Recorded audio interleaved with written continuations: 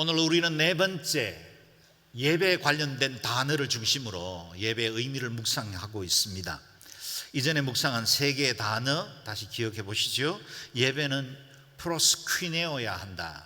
그분 앞에 경배하고 무릎 꿇어 그의 아름다우심과 신실하심을 찬양하는 예배가 되어야 한다. 그래서 종처럼 노예처럼 그분을 섬기는 자가 되어야 한다 그랬습니다. 또한 예배는 라트레이아다.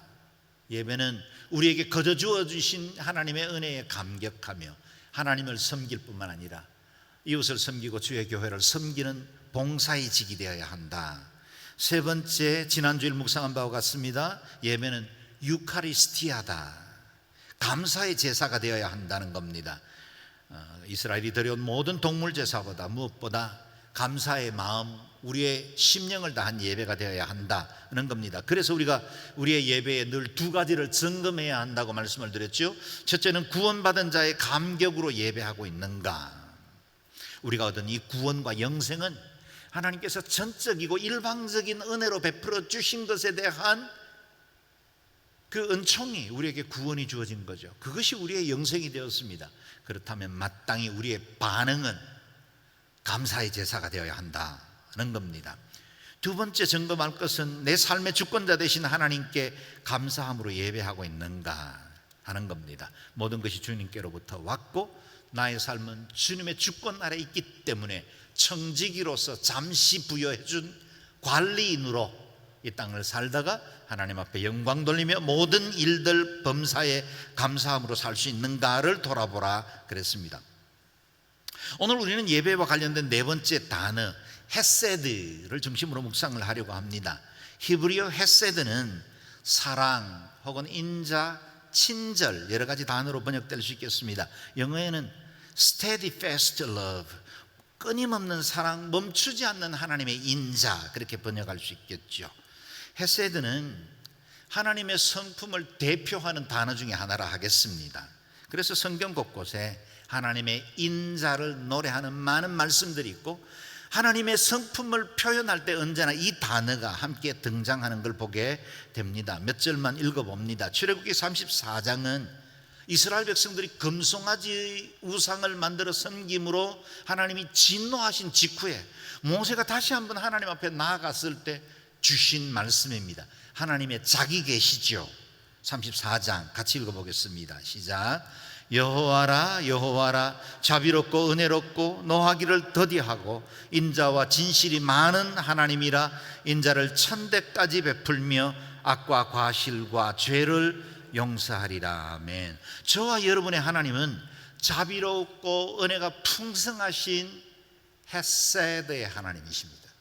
그분의 사랑은 변함이 없습니다. 그분이 우리를 향한 사랑은 어떤 죄악도 용서하시고 우리를 새롭게 빚으시고 우리 인생을 소성케 하셔서 다시 쓰실 수 있는 분이십니다. 그래서 이 천대까지 베푸시는 그 하나님의 은혜를 선지자 예레미야는 이렇게 선포합니다. 주의 은혜를 천만인에게 베푸시는 만군의 여호와시라. 하나님의 인자와 긍휼은 천만 대 시간적으로도 이루어지지만 천만인에게 모든 사람들에게 차별 없이 베푸시는 은혜다라는 겁니다. 마치 가을 햇살이 모든 오곡백과에 충만하게 임하는 것처럼 주님은 그 은혜의 햇빛을 모든 사람들에게 골고루 베풀어 주십니다. 그 인자와 긍휼은 성공 가도를 달리는 잘난 사람, 실패와 낙심으로 힘들어하는 못난 사람 가리지 않습니다. 온 세상을 향한 하나님의 긍휼과 자비가 우리를 향하고 있다라는 겁니다. 그 때문에 시편 곳곳에서 하나님의 인자를 노래하죠. 118편만 읽어보겠습니다. 1, 2절입니다. 시작. 여호와께 감사하라. 그는 선하시며 그의 인자하심이 영원하미로다.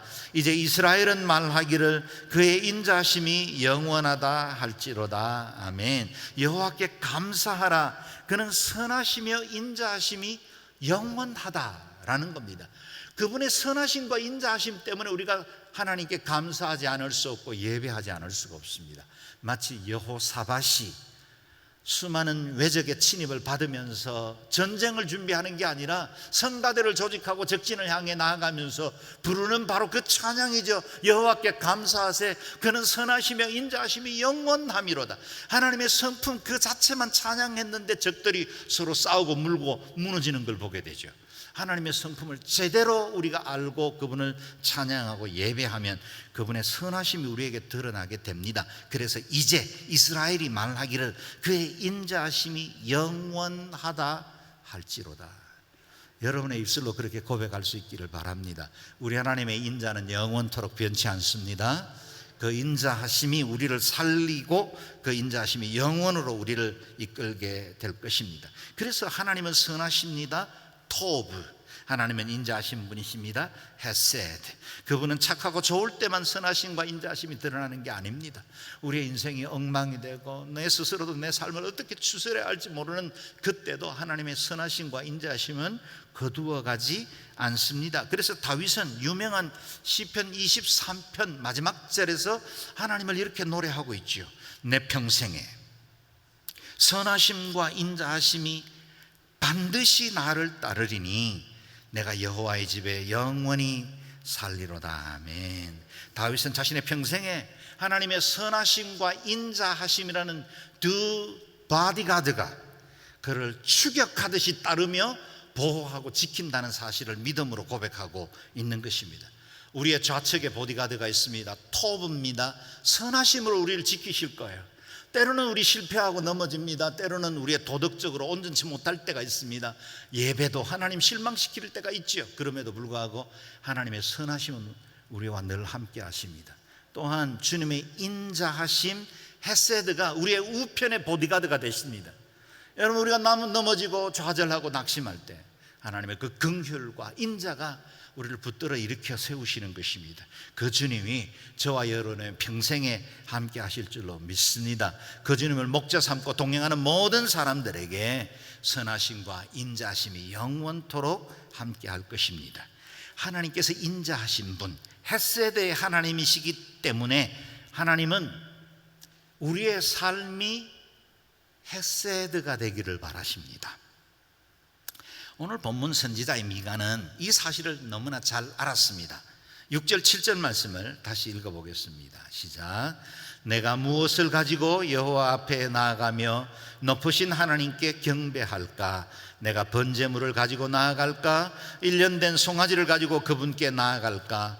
여호와께서 수천 마리의 순양이나 수만의 강 같은 기름을 기뻐하실까? 내가 내 악행을 벗기 위해 내 맏아들을 드리고 내 영혼의 죄를 위해 내 몸의 열매를 드릴까? 선지자 미가의 고백에 담긴 예배 열정을 느껴보실 수 있기를 바랍니다. 미가는 하나님이 기뻐하시는 온전한 예배가 무엇인지를 찾고 또 구하였습니다. 그래서 묻지요. 내가 무엇을 가지고 여호와 앞에 나아가며 높으신 하나님께 경배할까? 미가가 이해하는 그 하나님은 높으신 분이었습니다. 그 하나님께 경배하는 건 너무나 마땅했습니다. 최상의 존재이시기 때문에 최고의 것을 하나님 앞에 올려드려야 한다는 미가의 예배에 관한 고백이 분명했다는 겁니다. 예배, 하나님이 기뻐하시는 것이라면 그 무엇도 아끼지 않고 드릴 것이라고 고백합니다. 하나님이 기뻐하시는 예배라면 최상품 송아지를 가지고 드릴 수 있습니다. 하나님께서 받으시는 예배라면 솔로몬처럼 수천 마리의 숫양이나 강물같이 많은 기름이라도 올려드릴 것이었습니다. 실제로 이스라엘의 3대 절기가 되면 이스라엘에 오르는 수많은 사람들이, 평시에는 예루살렘에 5만 명 정도가 살았는데 절기가 되면 25만 명까지 인구가 늘어납니다. 전국에서 몰려든 사람들이 수많은 짐승 제사를 드렸기 때문에 예루살렘 곁을 흐르는 그 기드론 시내가 핏빛으로 변할 만큼 수많은 제사, 천천의 수양과 만만의 기름을 하나님 앞에 드린 적도 있습니다.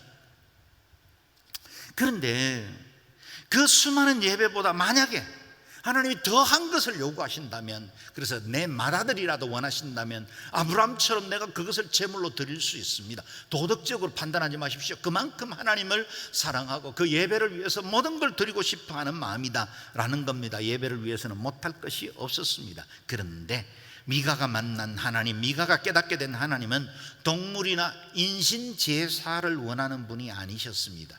우리가 지난 주일에도 묵상했죠. 시편 50편 말씀과 같지요. 같이 읽어보겠습니다. 시작. 나는 내 외양간의 황소도 내 우리의 염소도 가져갈 생각이 없다.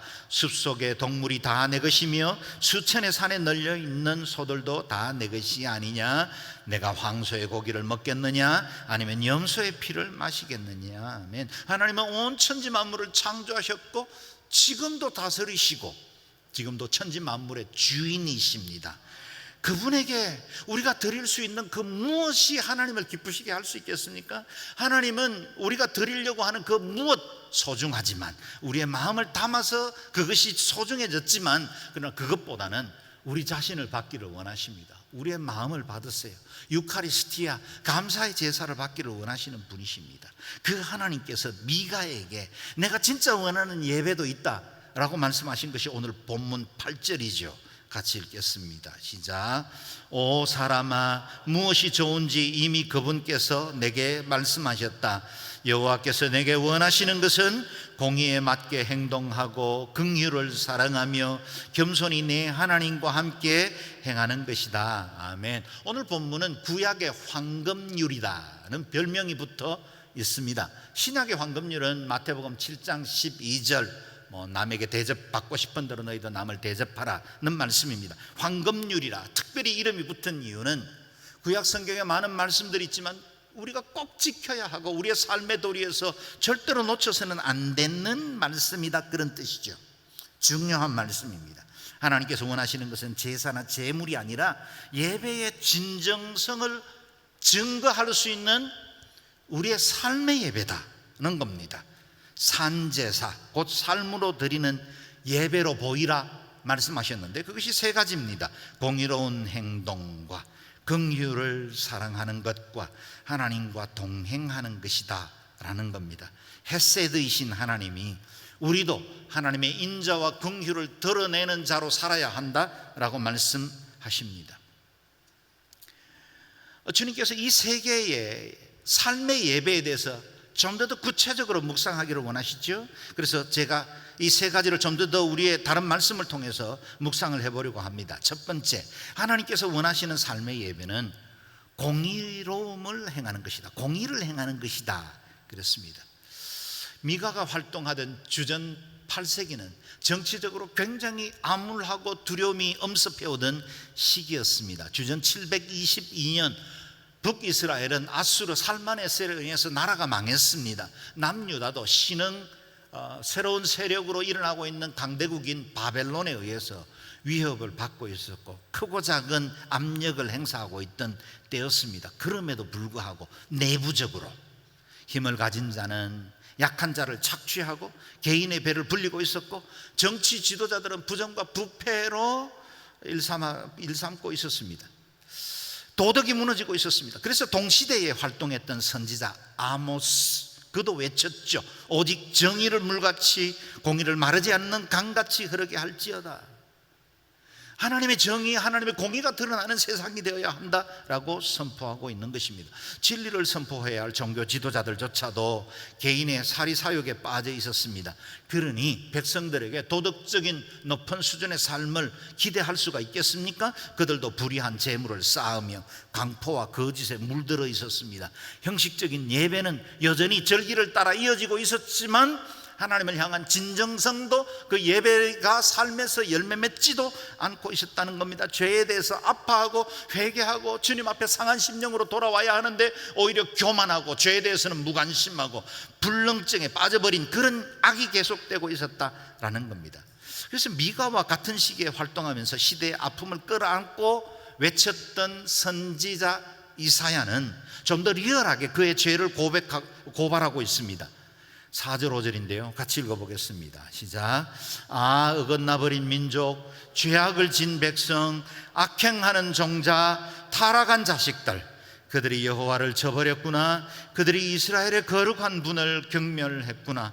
그들이 완전히 등을 돌려 남이 되어버렸구나. 왜 너희는 계속 반역해 매를 더 맞으려고 하느냐. 머리는 온통 병들었고 마음은 온통 혼미해졌구나. 이스라엘이 얼마나 타락했는지, 그들은 도덕적인 판단도 종교적인 거룩함도 다 잃어버렸고 옳고 그름도 제대로 구분하지 못하는 지경이 되어버렸습니다. 머리는 온통 병들어 죄를 죄로 여기지 않을 정도로 되었고 마음은 혼미해져서 불의를 행하면서도 부끄러움을 잃어버렸고 그것을 당연한 것처럼 여기는 상태가 되었다라는 겁니다. 그런 마음으로 드리는 천천의 번제물, 만만의 강수 같은 기름 하나님 받으실까요? 어떻습니까? 오늘 우리 시대의 정신은 건강합니까? 도덕을 판단하는 우리의 양심은 정상적으로 작동되고 있을까요? 이사야 선지자가 외쳤던 그 말씀이 오늘 우리 시대를 향한 하나님의 말씀이 아닐까요? 죄를 죄로 여길 줄 아는 바른 판단력을 우리는 가지고 있습니까? 그렇지 못한 것이 우리의 실상인 같습니다. 2030 젊은 세대들이 그토록 외치는 공정한 사회는 정말 올 수 있을까요? 저국의 사태나 LH 사태를 통해서 너나 없이 내로남불의 민낯을 보여주고 있죠. 목소리 높여 철폐를 외쳤지만 그들에게 또 다른 불의를 우리는 보고 있지 않습니까? 일어나는 사건들을 보면 공권력과 사법권 건강하게 행사되는 것 같지 않습니다. 땅에 소망이 없습니다. 인간의 의를 찾기가 힘든 상황입니다. 하나님께서 나와 이 사회를 어떻게 보고 계신가 물어야 할 때가 되었습니다. 하나님은 우리의 영혼 구원에만 관심을 갖고 계신 분이 아니십니다. 이스라엘에 주신 수많은 선지자들의 메시지를 보면 하나님은 예배당 안에 갇혀 계시는 분이 아니십니다. 우리가 오늘 드리는 이 예배에 대해서 즐거이 기뻐 받으시지만 이것으로 그치고 싶어 하시는 하나님이 아니십니다. 오늘 우리가 예배당 문을 열고 나가는 그 순간부터 하나님은 우리에게 또 다른 예배를 기대하고 계신다는 사실을 알게 되죠. 하나님은 세상 한가운데서 하나님의 의와 뜻이 이루어지기를 원하십니다. 그리스도인 된 우리를 통해 하늘 뜻 이 땅에 이루어지기를 원하시는 것입니다. 하나님의 의로우심으로부터 점점 멀어져가는 이 땅에 수많은 법들, 세상의 문화, 마치 멸망의 벼랑 끝에 서 있는 것 같은 이 땅의 도덕을 보면서 진실로 아파하는가, 그 공의를 이루기 위해서 우리가 몸부림치고 있는지 하나님은 그것을 보기를 원하신다라는 겁니다. 그럼에도 불구하고 우리 자신을 보면 우리 스스로의 문제에 함몰되어 있을 때가 많습니다. 우리 신앙 공동체는 죄에 대한 불감증이 점점 심각해지고 있습니다. 보통 그 정도는 한다고 말합니다. 정상을 따라 살지 않고 보통이 내 기준이 되고 있습니다. 이런 관행까지 죄라고 말씀하십니까? 마음 불편합니다 라고 말하고 싶어 합니다. 세상 사람들이 저마다 행하는 것들이 우리의 삶의 기준이 되고 있다는 거예요. 하나님 말씀이 우리의 생각의 중심이 아닌 것 같다는 생각이 들 때가 많습니다. 세상의 삶의 방식과 가치관이 그리스도인의 삶에도 놀랍도록 침투했고 그렇게 살면서도 죄에 대해서 아파하지 않는 시대가 되었습니다. 우리는 우리 자신의 예배를 돌아보아야 합니다. 우리의 삶의 열매를 지켜보아야 합니다. 정말 하나님께서 내 예배를 진정성 있게 받아주실 건가 돌아보아야 합니다. 내가 이곳에서 드리는 예배만큼 내 삶의 자리에서 내가 살아가고 있는 그 땅에서 하나님의 공의를 이루어가고 있는지를 물어야 합니다. 두 번째, 우리의 삶의 예배는 긍휼을 사랑하는 것이라 그랬습니다. 개역 개정 성경은 인자를 사랑하는 것이라 그렇게 번역을 했는데요, 하나님의 성품인 인자, 헤세드, 그것을 사랑하라고 말씀하십니다. 그것은 단순히 관념적으로 감정적으로 사랑하라는 뜻이 아니지요. 우리의 삶에서 주님의 헤세드, 그분의 자비가 드러나는 삶을 살아야 한다는 겁니다. 저와 여러분 고백하는 그대로 우리 하나님은 사랑이십니다. 저와 여러분이 사랑하는 그 하나님의 성품이 헤세드, 사랑이시라면 우리 역시 그분의 사랑을 증거하고 드러내는 삶을 살아야 합니다. 우리 예수님께서 바리새인들에게 안식일의 진정한 의미를 설명하시면서 하신 말씀이 있지요. 나는 자비를 원하고 제사를 원하지 아니하노라 하신 뜻이 무엇인지 알라라고 말씀하십니다. 하나님이 제사를 원치 않을 리가 있겠습니까? 이스라엘 백성들을 예배하는 공동체, 언약 공동체로 만드시기를 원하시는 그분 아니십니까? 그런데 그 예배는 자비를 통해서 증거되어야 한다라고 말씀하십니다. 이사야 선지자는 오늘 예배하는 저와 여러분의 가슴을 섬뜩하게 만들 만한 아주 강한 말씀을 선포하십니다. 불편하지만 귀 기울여 듣지 않을 수가 없습니다. 긴 본문이지만 제가 읽을 때 여러분 자막을 보시면서 여러분 마음에 새기면 좋겠습니다. 여호와께서 말씀하시되 너희의 무수한 재물이 내게 무엇이 유익하뇨? 나는 순양의 범죄와 살찐 짐승의 기름에 배불렀고 나는 수송아지나 어린 양이나 숫염소의 피를 기뻐하지 아니하노라. 너희가 내 앞에 보이러 오니 이것을 누가 너희에게 요구하였느냐? 내 마당만 밟을 뿐이니라. 헛된 재물을 가져오지 말라. 분향은 내가 가정히 여기는 바요, 월삭과 안식일과 대회로 모이는 것도 그러하니 성회와 아울러 악을 행하는 것을 내가 견디지 못하겠노라. 내 마음이 너희의 월삭과 정한 절기를 싫어하나니 그것이 내게 무거운 짐이라 내가 지기에 곤비하였느니라. 너희가 손을 펼 때에 내가 내 눈을 너희에게서 가리고 너희가 많이 기도할지라도 내가 듣지 아니하리니 이는 너희의 손에 피가 가득함이라. 너희는 스스로 씻으며 스스로 깨끗하게 하여 내 목전에서 너희 악한 행실을 버리며 행악을 거치고 선행을 배우며 정의를 구하며 학대받는 자를 도와주며 고아를 위하여 신원하며 과부를 위하여 변호하라 하셨느니라. 아멘. 아멘. 이 말씀 앞에 마음 무겁지 않는 사람이 어디 있겠습니까? 하나님 앞에 제대로 예배하고 싶어하는 사람, 주님 사랑하고 섬기고 싶어하는 모든 사람들은 이 말씀 앞에 큰 충격과 두려움을 갖습니다. 그런데 하나님은 우리가 드리는 모든 예배보다 더욱 삶에서 헤세드, 그분의 인자, 성품을 드러내야 한다고 말씀하십니다. 오해하지 마십시오. 하나님께서 우리가 정기적으로 드리는 예배를 원치 않는다는 뜻이 아닙니다. 이 시간 참 마음으로 올려드리는 예배와 함께 우리의 삶에서 그 말씀이 성육신, 인카네이션 되는지를 점검하라 하는 겁니다. 듣고 깨달은 바로 그치지 않고 우리의 삶에서 그것이 드러나야 한다라고 말씀하십니다.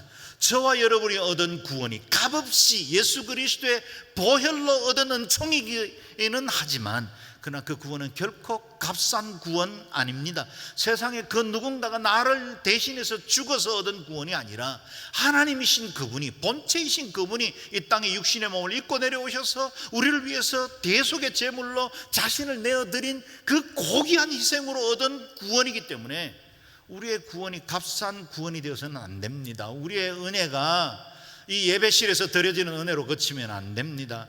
우리가 받은 이 은혜가 삶에서 열매 맺게 되도록 늘 우리의 삶의 헤세드를 드러내야 합니다. 그래서 참된 예배는 순종을 통해서만 열매 맺습니다. 하나님께서 기뻐하시는 헤세드의 예배는 이것입니다. 선행을 배우며 정의를 구하며 학대받는 자를 도와주며 고아를 위하여 신원하며 과부를 위하여 변호하라.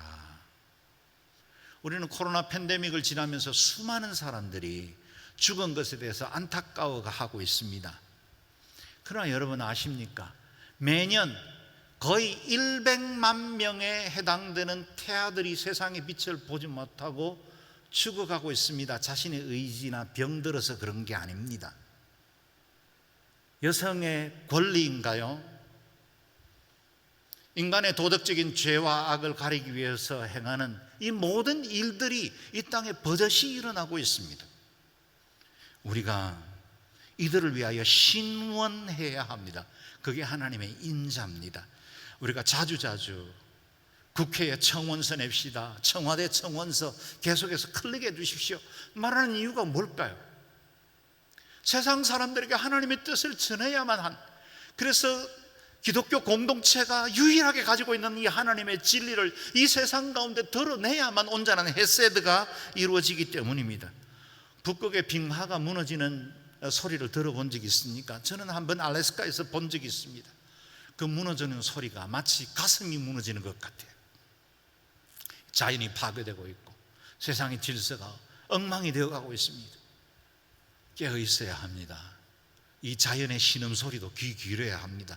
코로나가 우리에게 그것을 경고의 나팔로 알려주고 있죠. 선행을 베풀어야 합니다. 정의를 구해야 합니다. 학대받는 자를 도와줘야 합니다. 우리가 끊임없이 열방에 일어나는 수많은 기도의 제목을 놓고 40일 기도를 이어가는데, 그게 매너리즘이 아니라 우리가 끝까지 포기하지 않고 기도해야 할 이유가 있다면, 이 땅에 여전히 하나님의 인자 그 헤세드가 향하는 곳곳마다 우리의 기도도 향해야 하고 우리의 사랑의 손도 내밀어야만 하는 이유인 것입니다. 우리 예수님께서 종말에 대해서 가르치신 마태복음 25장에도 우리의 마음을 울리는 말씀이 있지요. 주께서 강림하셔서 영광의 보좌에 앉으시는 그날에 모든 민족을 모은 자리에서 우리 주님께서 오른편 곧 구원받은 자들을 향해 이렇게 말씀하십니다. 내 아버지께 복받을 자들이여, 나와 창세로부터 너희를 위하여 예비된 나라를 상속받으라. 내가 줄일 때에 너희가 먹을 것을 주었고, 목마를 때에 마시게 하였고, 나그네 되었을 때 영접하였고, 헐벗었을 때에 옷을 입혀주었고, 병들었을 때에 돌보았고, 옥에 갇혔을 때 와서 보았느니라. 그때 의인이라 불림받은 사람들이 이야기합니다. 주여, 우리가 어느 때 주님께 그런 선행을 베푼 적이 있었단 말입니까? 그때 주님께서 말씀하시죠. 내가 진실로 너희에게 이르노니 너희가 여기 내 형제 중에 지극히 작은 자 하나에게 한 것이 곧 내게 한 것이니라. 그렇습니다. 지극히 작은 자 하나에게 한 것이 우리 주님께 한 것이라 말씀하십니다. 반대로 지극히 작은 자 하나에게 하지 않은 것이 우리 주님께 하지 않은 것이 된다는 겁니다. 우리가 이런 예배, 헤세드를 결코 가볍게 여겨서 안 되는 이유가 바로 그것입니다. 우리 주님은 산상수훈에서 긍휼히 여기는 사람이 복이 있습니다. 그 긍휼이 그들도 긍휼히 여김을 받을 것이라 말씀하지 않습니까? 마지막 심판날에 우리가 긍휼을 베푼 그것이 우리를 긍휼로 대하는 열매가 될 것이다 라는 겁니다. 셋째로, 우리가 삶에서 드릴 예배는 겸손히 하나님과 동행하는 것이라 말씀하십니다. 동행한다는 말은 하나님과 함께 걷는다는 뜻이죠. 영어 성경에는 문자적으로 나옵니다. To walk humbly with your God. 겸손하게 내 하나님과 걷는 것이다. 하나님의 임재 안에서 내가 걷고 하나님의 법폭에 맞춰서 하나님 원하시는 곳으로 걷는 것, 그게 하나님과 동행하는 거죠. 여행해 보셨습니까? 만약 여러분이 여행할 때 어느 누군가 동행해야 한다면 어떤 사람하고 동행하고 싶던가요? 자기 가고 싶은 곳에만 가려고 고집하고, 음식 먹으려 식당에 들어갔는데 자기 먹는 것만 강하게 주장하는 사람과 같이 여행하고 싶겠어요? 함께 여행하는 사람들 배려해주고 겸손하게 인정해 줄 줄 알고 존중하는 사람, 그런 사람들과 여행하면 기쁘죠. 의미가 깊습니다. 배울 것도 많습니다. 여러분, 하나님과 함께 걷는 여정도 마찬가지입니다. 하나님이 함께 동행하고 싶은 사람이 되어야 합니다. 겸손히 하나님과 동행하고 하나님의 헤세드를 이루어 나가는 사람, 그런 사람들과 하나님은 함께 걷기를 원하십니다. 구약 성경에 하나님과 동행하는 아름다운 모범 중에 한 분이 에녹입니다. 그는 300년 동안 하나님과 동행했다고 하십니다. 그렇다면 그 300년은 수도원 생활이었습니까? 그는 늘 기도하며 살았습니까? 그렇지 않았다는 거예요. 창세기 5장 읽어보겠습니다. 같이요. 시작. 에녹은 65세에 머두셀라를 낳았고, 머두셀라를 낳은 후 300년을 하나님과 동행하며 자녀를 낳았으며, 그는 365세를 살았더라. 에녹이 하나님과 동행하더니 하나님이 그를 데려가심으로 세상에 있지 아니하였더라. 아멘. 에녹이 우리와 다른 특별한 삶을 살았습니까? 그가 일으킨 대단한 기적들이 있었을까요? 그가 능력을 행하며 살았습니까? 그렇지 않습니다. 그도 우리처럼 자녀 낳고 생계를 위해서 힘써 땀 흘리며 일해 온 사람입니다. 그런데 그의 삶의 여정이 주님과 함께하는 삶이었다라는 겁니다. 자식 때문에 속 왜 안 썩였을까요? 에녹이 낳은 수많은 아들 속 썩였을 겁니다. 살다 보니 왜 고난이 없었겠습니까? 자식들 건사하려고 하니 때로는 유치해지고 때로는 치사한 방법으로라도 내 맡겨진 일할 우리의 가장들, 우리의 불쌍한 어깨 처진 우리의 남편들 있잖아요. 그들과 똑같이 에녹도 살아왔다라는 겁니다. 그런데 그는 주님과 동행하고 있었습니다.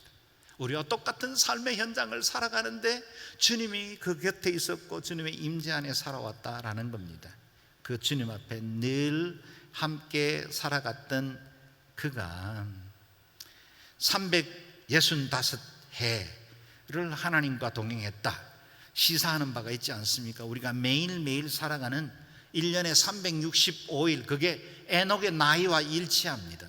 우리의 매일매일이 하나님과 동행하는 삶이 되어야 한다는 메시지이기도 하죠. 에녹도 우리처럼 종말의 시대를 살았습니다. 에녹의 아들은 머두셀라입니다. 머두셀라는 969세 가장 오래 산 사람이죠. 그런데 머두셀라가 죽은 그 이듬해 홍수 심판이 시작됩니다. 다시 말하면 에녹에 살던 그 시대는 결코 도덕적으로 건강하고 완전한 시대가 아니었습니다. 저와 여러분이 살아가는 시대도 똑같이 무엇이 진리인지 모르는 포스트 모던 사회에서 우리가 뭘 붙들어야 될까 혼란스러울 때가 많은 시대를 삽니다. 종말을 앞두고 있는 것 같습니다. 혼란의 시대를 삽니다. 심판이 얼마 남지 않은 것 같은 느낌이 깨어있는 사람들마다 고백하고 있습니다. 그런데 동일한 시대를 살아가고 있는 에녹이나 우리나 우리의 삶의 가장 아름다운 표대가 있어야 한다면 그것은 walk with God, 하나님과 함께 걷는 것입니다. 여러분의 삶이 일평생 주와 동행하는 삶이 되기를 바랍니다. 우리는 목자 되신 주님과 동행하는 운명 공동체입니다. 목자 없이는 생존 못합니다. 동시에 목자도 우리 없이는 안 되실 거예요. 늘 우리를 곁에 두고 싶어 하시는 분입니다. 목자와 함께 동행하고 있다면 그곳이 푸른 풀밭 맑은 초장이라면 감사합시다. 기뻐합시다. 늘 은혜를 누리십시다. 그 받은 은혜 나눕시다.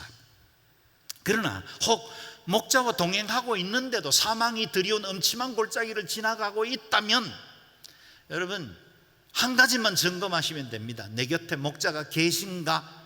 그것만 점검하면 주님께서 그 계곡을 통과한 이후에 원수의 목전에서 은혜의 잔치상을 베풀 그 자리로 반드시 이끄실 겁니다. 내 잔이 넘칩니다. 고백하게 만들 거예요. 주의 인자와 성실 선하심과 인자심이 영원토록 나와 함께합니다 라고 고백할 수 있도록 우리의 찬양을 변화시켜 주실 것입니다. 힘내십시오. 어려운 시대를 살지만 하나님 여러분과 함께 하십니다. 우리는 헤세드, 하나님께 올려드릴 세 가지의 삶의 예배를 묵상했습니다. 공의를 행하며 긍휼을 사랑하며 하나님과 동행하는 것입니다. 하나님의 헤세드를 이 땅에 이루는 일에 힘쓰는 저와 여러분 되기를 바랍니다. 그리고 우리는 지난 4번에 걸쳐 예배에 대해서 묵상했습니다. 프로스퀴니오의 예배, 라트리아의 예배, 유카리스티아의 예배, 헤세드의 예배.